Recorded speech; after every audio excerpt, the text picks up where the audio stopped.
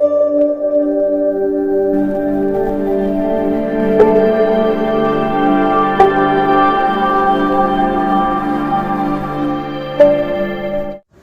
To all of you. I am Vishwadeep sir. आज के lecture video में जो अपने रिमेनिंग टॉपिक ब्लड है उसके बारे में हम आगे बढ़ते हैं लेकर के। और मैंने बताया था जितने भी टेट सीटेट एग्जाम के जितने भी टेट सीटेट एनटीपीसी एसएससी के स्टूडेंट्स हैं सभी के लिए बहुत ही हेल्पफुल वीडियो है ये। तो स्टार्ट करते हैं।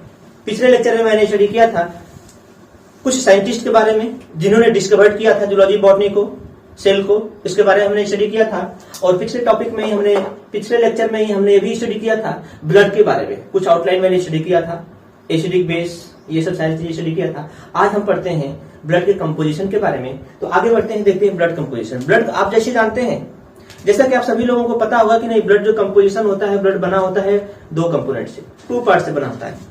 एक होगा जो कि लिक्विड पार्ट होता है, एक लिक्विड पार्ट होता है। दूसरा जो होता है सॉलिड पार्ट होता है, सॉलिड होता है।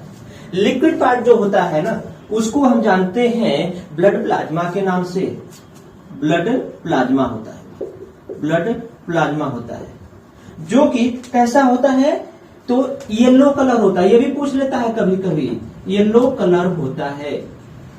दूसरा ध्यान दीजिएगा, जो सॉलिड पार्ट होता है स्टूडेंट ना, वो होता है सेल, ब्लड सेल होता है, जो कि कैसा होता है, रेड कलर में देखने को मिलता है। ये होता है रेड, जो कि रेड कलर होता है। आगे बढ़ते हैं। अगर हमारे बॉडी में यह ब्लड बन रहा है तो क्या कितनी परसेंट मात्रा ब्लड सेल है सॉलिड पार्ट में, और कितना परसेंट जो है लिक्विड पार्ट का होता है। तो ये भी क्वेश्चन पूछ लेता है। आप जो है इतना ध्यान रखिएगा कि जो 55% होता है ये ब्लड प्लाज्मा होता है ब्लड में, और मीन्स लिक्विड फॉर्म में होता है, और जो सॉलिड फॉर्म है यानी कि ब्लड सेल्स जो हैं ये होते हैं स्टूडेंट्स 45%। बहुत इंपॉर्टेंट क्वेश्चन भी पूछ लेता है। तो आगे बढ़ते हैं। अब जो सेल की बात हम करेंगे, ये जो सेल है ना, यह सेल जो है 3 टाइप्स के सेल होते हैं। 3 टाइप्स में पहला होगा आरबीसी, आरबीसी होता है, और दूसरा होता है डब्ल्यूबीसी, और तीसरा होगा ब्लड प्लेटलेट्स, ब्लड प्लेटलेट्स।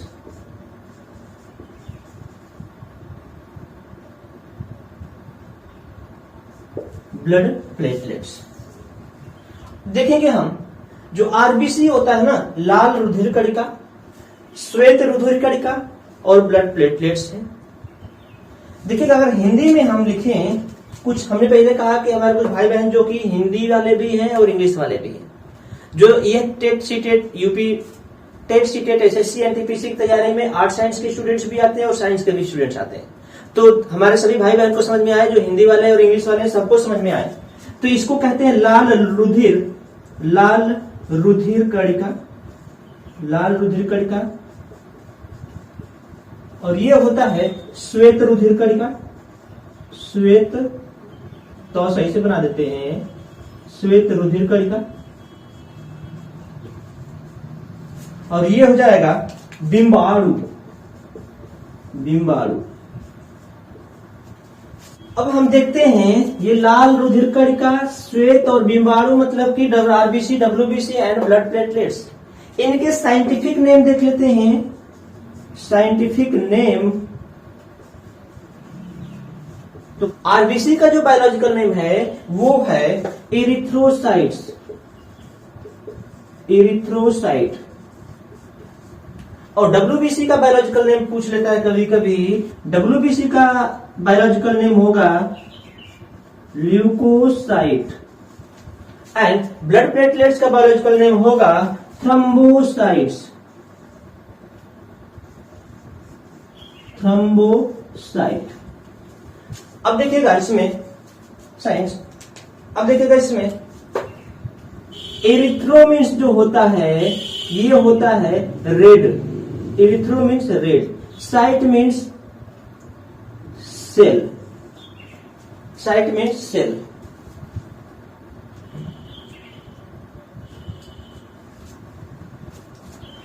और ल्यूकोसाइट, ल्यूको मीन्स होता है व्हाइट, व्हाइट, और साइट मीन्स होता है सेल। ये जो है कहीं ना कहीं ब्लड को थिकेंड प्रोवाइड करते हैं। यहां जो है थ्रोम्बोसाइट्स, ये जो है बड़ा इंपॉर्टेंट पॉइंट होता है, बड़ा इंपॉर्टेंट रोल है इनका, help in blood clotting, help in blood clotting. तो ये भी पूछ लेता है, एक एक इंपॉर्टेंट हम जो कि आपको यहां बता रहे हैं, जो कि ये देखेगा, ये आपको दिख रहा है ना बायोलॉजिकल नेम, बहुत ही इंपॉर्टेंट है। ये भी इंपॉर्टेंट है, ये भी इंपॉर्टेंट है, ये भी इंपॉर्टेंट। बायोलॉजिकल नेम तो हमेशा आप जो है अपनी जुबान पे रट के रखिएगा, ठीक है।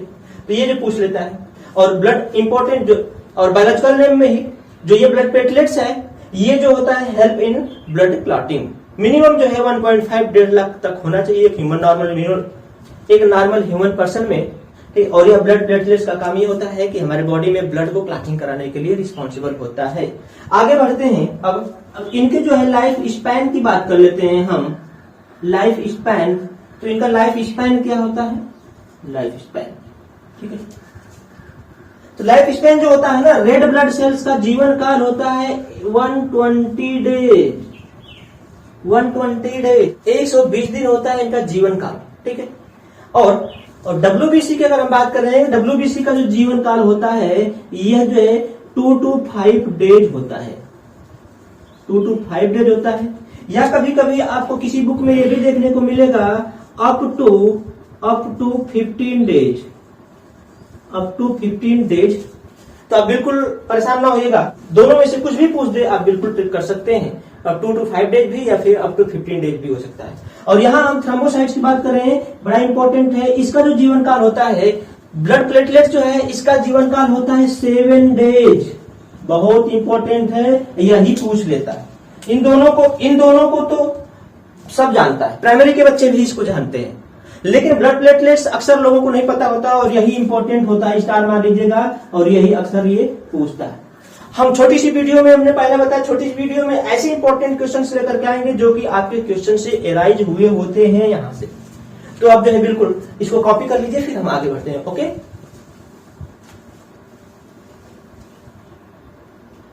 आगे बढ़ते हैं स्टूडेंट्स। और कुछ इंपॉर्टेंट पॉइंट यहाँ पे भी है, देख पा रहे हैं आप।